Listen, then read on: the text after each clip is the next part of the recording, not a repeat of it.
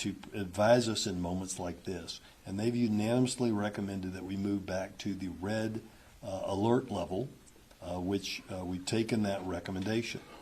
Now, the current sharp increases that we're seeing is likely due to lax behaviors and cases coming from messaging that you're hearing about openings and mistaken beliefs on many people's parts who hear that or just have COVID fatigue and are just tired of this, that it's okay to get around more people outside of their home and have more contact. And again, the doctors are telling us that is a big mistake. Additionally, we're seeing some reopenings and just more and more people touching upon one another. For instance, our schools have reopened. I think the schools have done a good job in keeping our kids safe, but we do have cases coming from there as well. Now, we know as a community we should be wiser now in what we do collectively. We know what works. It's not a time to return to our pre-COVID normal. It's once again a time to revisit those things that worked so effectively for us when we got those numbers down in the last time. And that's wearing that mask and avoiding those crowds, not relaxing and having more interaction with people outside your home. So we are at a very critical point in our fight against COVID right now. This should be our sweet spot, right? I walked in here, it's a beautiful sunny day, it's 64 degrees, it'll get up to about 72. This should be the time when more people are outside, they're socially distanced, it's easier for us to follow the rules, and yet it's a time when, unfortunately, because of COVID fatigue, less people are doing the things the doctors are telling us will keep us safe.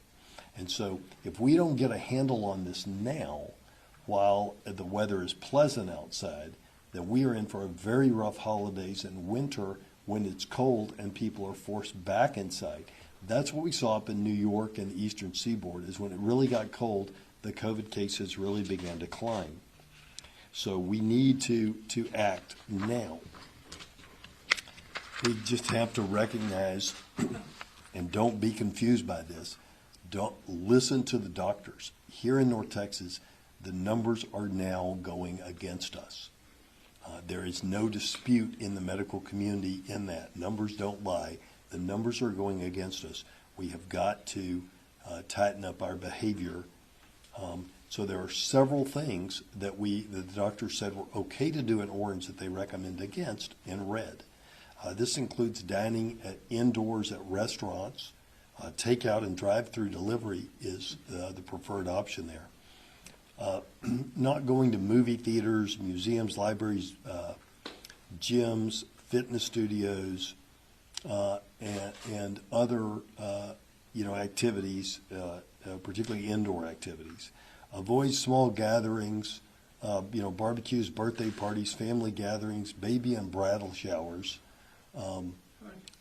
Avoid them, or at least keep them small, and it's better to be outside than inside. And avoid team-based recreational sports, excuse me, and youth sports. They're also advising against close contact things like personal grooming at this time. And you can get a full list of what doctors say is safe and what they recommend at excuse me, www.dallascountycovid.org. The chart is not meant to tell you what is legal. We're not closing things down, but rather what is safe. So please use it as a guide for your daily decisions, for your household and your family. And again, the governor will decide what is open and what is closed, but the doctors are advising me, and we're getting information to you about what is safe. Now, we all feel the weight of COVID fatigue, but our fight is not over. We must continue to exercise caution and follow the public health measures that are proven to be slowing the spread. And this includes, as we know, wearing a mask, 6-foot distance, and washing your hands. It also means avoiding those crowds. Every person's choice that you make for you and your family will have an impact on everyone else. So if we want to stop this upsurge and reverse it and the deaths that will inevitably come from it, then we've got to all collectively and individually do what we need to do to keep ourselves, our family, and our community safe. It's going to be with us a while longer, unfortunately. And we're going to be going in and out of these periods of less restrictive and more restrictive. Unfortunately, we are entering a period where we need to be more restrictive. You know what you need to do. We just need to do it now. And we have to do it today. Now, one activity that is not affected, you should not worry about with moving to red, is voting. Let me tell you why. We've already had 2 elections in red. The primaries and runoffs were in red. We prepared the entire time for us to be at our highest alert level during the election, and it's a good thing because here we are. We have disinfectant lights, disinfectant sprays, all sorts of things in our early voting locations, and we'll have many of those things in our election day locations. At all locations, that stylus that you mark your ballot with is being cleaned between each person. Everyone is wearing a mask and staying 6 feet apart. And so because of the extraordinary work that you are doing, because of the extraordinary work that the elections departments and many others are doing, we've yet to have a single case from either the past 2 elections or this one that could be traced back to voting. So you should feel comfortable with voting, but I want to take you quickly through how to do that most safely, since that is an activity that hundreds of thousands of you will be participating in over the next 2 to 3 weeks. First, you need to decide where and when you will vote. And you want to check, and hopefully they'll throw the slide up. Okay, yeah, there you go. You see where it says Early Voting Location Finder. This is DallasCountyVotes.org. If you go there, you'll see that mark for Early Vote Finder, and you click on that, and we probably put in the address of this place, and this is what you'll see. You see all those green dots? The green dots mean that the line is 20 minutes or less. The red dots, can you go back to where you have a picture of the whole county, please? What he was doing, he was putting in this address. See, he put in this address. Let's do that real fast. And what you see are the 3 closest ones, and luckily they're all green. But could you go back to the whole county, if you can? There you go. So you see the Rowlett location right now is yellow. That means somewhere between 20 minutes and an hour for you to get in and out of there. And there's a location in Addison and one over in Garland that is red at the moment. They may be green in 2 hours, but they're red right now. Red means well over an hour waiting in line. So when you go online, wouldn't you rather drive 2 more miles or 3 more miles and get in and out in 15 or 20 minutes or less than stand around in those lines for an hour? So you go to DallasCountyVotes.org, and you can see in real time, it's updated every 30 minutes, what sites are near you that are fast. So you decide when and where, and I would strongly suggest you pick a place that's not busy, and then you be prepared with your mask, hand sanitizer, anything that you want to bring. We do ask that you bring the mask. Everyone bring a mask. If you don't have a mask, then we'll find one for you. If you can't wear a mask because you have a medical condition, whatever, then curbside voting can be available to you so that you're not around all the other people without your mask on. And so you also want to maybe know your selections ahead of time. You know, in the past, we had what's called straight party voting. Many people just chose to vote for the party of their choice and not go through all the races. But in this election, this is not only a partisan election where Democrats, Republicans, and Libertarians and others are running, it's also some municipal elections or some bond stuff depending on your town or your location. So you can go to voter lookup. We're not going to do all that because people's personal information go on here. But you go to voter lookup, you put in your name and your birthday. It then takes you to view your sample ballot. You click on that and you get your sample ballot. So for our fictitious John Smith, if he lived in Addison, he'd have a lot of propositions. If he lived in Dallas, he might have a school board race. He would have a bond package for the schools. And so by going through that ahead of time, that's not the ballot that counts for you to turn in to vote, but you can mark it and you can take it with you to advise you and remind you as you're marking. That'll get everyone through the line quicker if we do that. You can't take in, for instance, your phone and notes on your phone, but you can take in a piece of paper and you can take in that sample ballot. And so, if you get to a polling, if you didn't do the Dallas County votes and you get to a polling place and the line is real long, go on your phone to Dallas County votes and find a green one down the road from you and go there. Or you can always, stand in the line and we'll get to you as quickly as we can. Lastly, we want to practice healthy behaviors to protect ourselves and slow the spread of COVID-19. So this would, while voting, so we would want to sanitize our hands before we go into the polling place and after we leave. We'd want to use alcohol-based hand sanitizer when touching things like door handles and voting machines. And that, by the way, is available in many locations, or all of our polls, but there are several hand sanitizer dispensers throughout the building. Now, if you are coughing or sneezing, of course you'll have your mask on, but for some reason, if anyone's coughing and sneezing and doesn't have their mask on, or even if they do, this is a great way to handle that. Lastly, before I turn it over to Phil, I will remind you it's particularly important that we protect our community during Halloween. This means, unfortunately, it's not going to be safe this year for kids to go door-to-door trick-or-treating, interfacing with whoever answers the door. The kids will be excited, they're breathing heavy, they're sweating, they're all sticking their hands in the same bucket to get candy. It's just a recipe for a super spreader event. So think of Halloween as an opportunity to do things together as a family unit. Scavenger hunts to look for candy in the home, similar to an Easter egg hunt.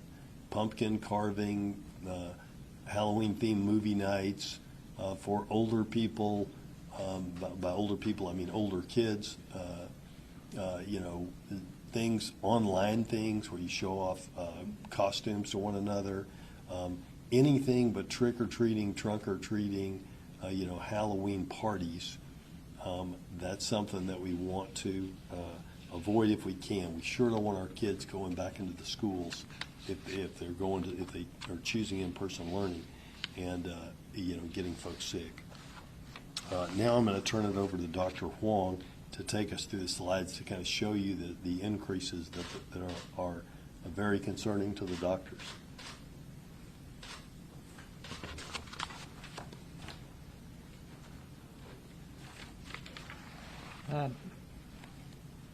Good morning. As the judge mentioned, we're really wanting to walk you through some of the decision. It was a hard decision. We didn't want to be doing this going back from orange to red, but as he mentioned, our public health committee that has experts in epidemiology, infectious disease, public health, really looked at the data that we've been watching and monitoring really since the start, and I'll walk you through a little bit of how that decision came about. These are just some of the metrics and the measures that we looked at, and we try to look at them all together collectively, and they were all pointing in the same direction. One thing, just as the judge mentioned, we report the numbers of new cases, and actually today we're reporting 537 new cases, confirmed cases, and 20 deaths actually are going to be announced today, which is a lot. We've had fewer numbers reported in the past several days, but today we are announcing, I think, 20 deaths. One of the things in terms of those numbers of new cases that we talked about, there have been problems with the delays in reporting. So when you correct that by the actual date that the lab was collected, even when you look at that, then, for instance, from August 22nd till October 8th, which is about a week ago, when we have some lag and some of that lag time to adjust for those delays in reporting. Between August 22nd and October 8th, we had a 94% increase in the numbers. It went from the tests that were actually collected on those dates, 261 to 506 cases that were collected on those days. So again, 94% increase in that. Next slide. What I want to show, these are the emergency room visits in the prior 24 hours, and we monitor these, and these are all the area hospitals that report this daily. We've gone through these before. This is one of the best indicators that really shows the whole course of what we've gone through here. We had the big increase in early March. That's when we did the stay home, stay safe, the initial shelter in place, and we flattened out. We were plateaued, and then Memorial Day came at the end of May, and it just took off. The numbers increased up to, and this is when we were getting over 1,000 new reports every day. This is up to over 800 then persons visiting the ER in one day. After July 4th, when we started the masking, then it declined, continued declining. We had a little blip with Labor Day. And so on this number, then you're looking at confirmed at the ER visits, suspected and confirmed. And so you go down to about September 22nd was really the bottom of that, right around there. And you can see since that, like going back up to October 15th here, we've got 493 emergency visits. So from 328 to 493, that's a 50% increase just in that short time. Again, it's starting to show this rapid takeoff. Next slide, please. This is the confirmed admissions to the hospitals in the prior 24 hours. Again, it declined when we had the masking orders and the bar closings. Hit at a bottom around September 18th here, stayed down a little bit, and then you move on up to October 15th, and we're up to 87. So that's a 135% increase in the number of admissions to the hospital between that bottom period and the top now that we've hit. Next slide, please. Available ICU beds, this is just what we've been monitoring also just to assess, what is the availability of this as for capacity in the hospital system. This is the one that we don't want to be low. We want there to be more ICU beds. When people stopped going to the hospital because of fears of COVID, we had more available beds than people starting to come in for the regular things that they normally come in, and then with COVID. So we've been staying at a low number of available ICU beds, and that has stayed at that level, and that's not what we want to see for hospital capacity. And next, now this is the number of confirmed inpatients. This is both general hospital beds as well as ICU beds. Again, that decline we saw, and then it bottoms out about September 22nd, right around here, where we had 209. And it goes up October 15th to about 353. That's a 69% increase in the inpatients. And breaking that down a little bit more, just next slide, this is the confirmed patients in the adult ICU. Again, it bottomed out September 24th, about 66, up to October 15th, then 108 in the ICU, 64% increase. So these are all these trends that we've been looking at. The last one, just the deaths. This is a lagging indicator. Part of this is affected by we've had improvements in treatment. We've had better infection control in the nursing homes.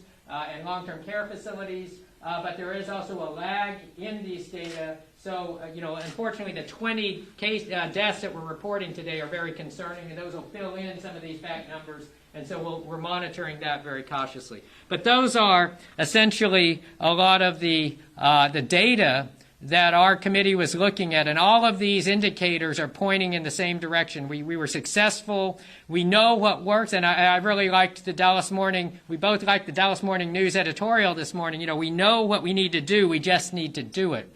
We've done it. We've been successful, and we just need to keep doing that. And so, so going back to red, and I want to mention, it's not the same red necessarily that we started out with in mid-March, where total shutdown, shelter in place.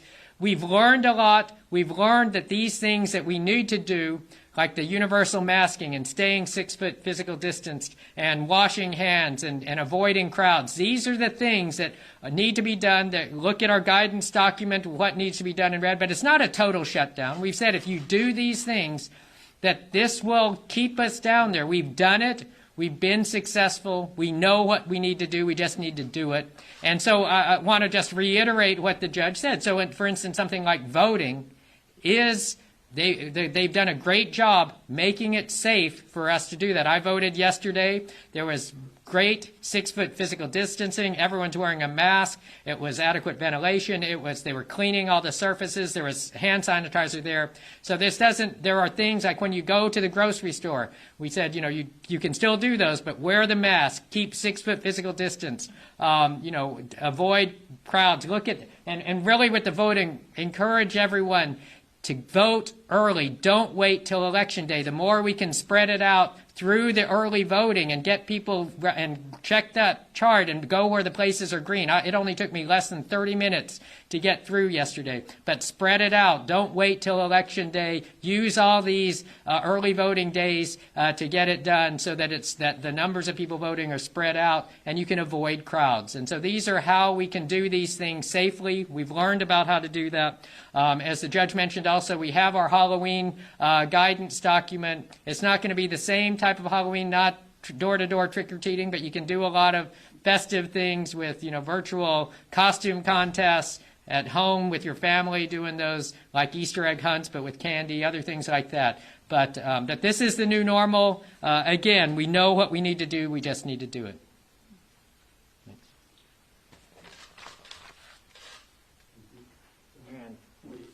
We have a nurse from Portland. Thank you, Judge. My name is Dolores Diaz. I am a nurse manager at Parkland Hospital. I have been working in the COVID testing site since March of this year. We have recently seen an increase in COVID patients at Parkland Hospital. We currently have 70 active COVID patients at Parkland. It's important to remember to wear your mask right. Remember, you want to put it over your nose, over your mouth, under your chin, and strap it in your ears.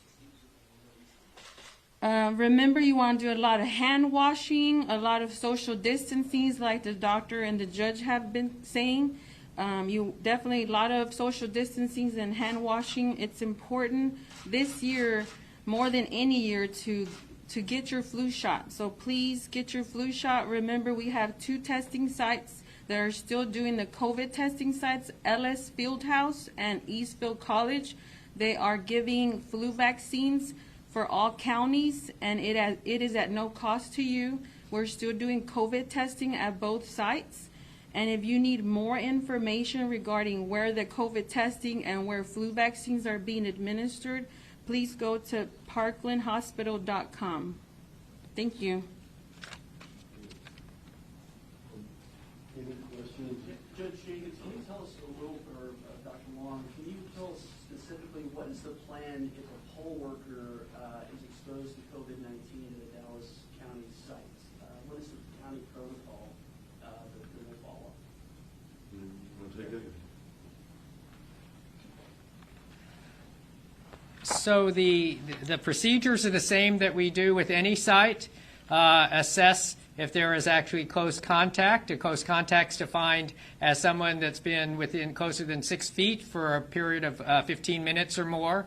So really assessing if there's that real close contact, then identifying those contacts and making the appropriate recommendations, whether need to be quarantined. Also, they are also monitoring staff for symptoms, making sure that ill persons don't go work the polls. And so it's the same as we do for any other workplace. But that's why, again, the universal masking is so important, because we want everyone to be wearing the mask no matter what, whether they have symptoms or not, because we've seen that people can be without symptoms or pre-symptomatic and still spread it. So if everyone wears the mask, then there's also that protection. But if you do the 6-foot physical distancing, then you're not going to have people that count as close contact, because they're not going to be within 6 feet for 15 minutes or more. Yeah, we've seen in Tarrant County instances where polling sites were shut down for varying lengths of time.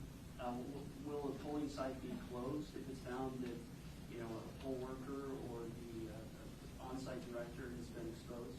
Again, we would do the same assessment in terms of any close exposure. If everyone is doing 6-foot physical distancing and all the appropriate infection control, then you're not going to get that close exposure. And so, but any assessment regarding actual close exposure would be made, and the appropriate recommendations for infection control would be administered. But that's why it's so important. Again, we know what to do. Wear the mask, stay 6 feet apart, and then you're not going to have the close contacts. Judge, are you planning to be more aggressive in the future if this doesn't get under control like you were in the past, or what's the plan of the future if this doesn't come down? Yeah, so, excuse me. So the question was, are we planning to be more aggressive in the future like we were in the past, and what's the plan if this doesn't come down? The governor, as you know, has stripped a lot of the authority from the county judges and mayors to do things in conjunction with our local doctors to protect you. We are being as aggressive as we can be. I'll always follow the advice of the doctors and listen to the science. But really, it's up to each and every one of you not to focus on what is legal. It is legal if you want to drive across the county line to go to a big party in a bar with your friends, but the doctors would strongly encourage against it. So we need to listen to what the doctors are telling us about the few things that they're saying are not safe to do now, and forego those things so we get these numbers down. If we get the numbers down, there's more freedoms and more things that we're able to do. It's very frustrating that we keep opening in ways and doing things that stop us from getting into yellow and green. We were on pace before the missteps of people a month and a half ago to be at yellow by now.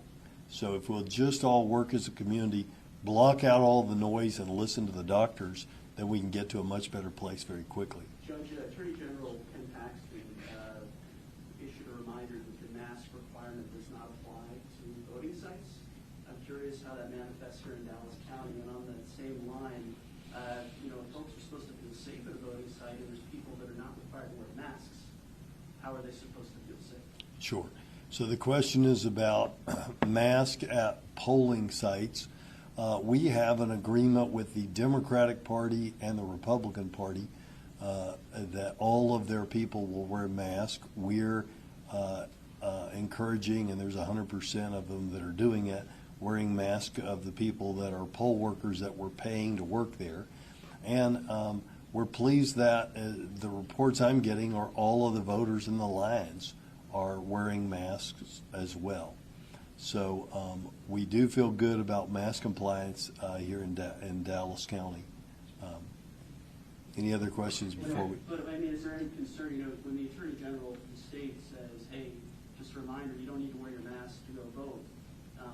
You mentioned there's limited power on the part of the county. Is there concern that that's going to undermine safety efforts as we enter a critical phase in the fight here? Well, so the question is, the Attorney General and I believe the Governor also are putting out order or orders and recommendations that people can do whatever they want to at a polling place and don't have to wear a mask. But here in Dallas County, people are wearing the mask, and it's a human decency thing that people wear the mask to protect themselves and others. Remember that you may feel young and invincible and that you don't need a mask. You would be wrong, according to our doctors, if you feel that way. But the person standing next to you in line, this may be one of the few times they're leaving their home because their special needs child with autoimmune disorder or the grandmother that they're taking care of is at high risk, and they're trying really hard to keep them safe. But they also want to be good Americans and exercise their right to vote. And so we all need to wear our mask at the polling place, and people in Dallas County are doing an outstanding job of that, and I want to thank you for that.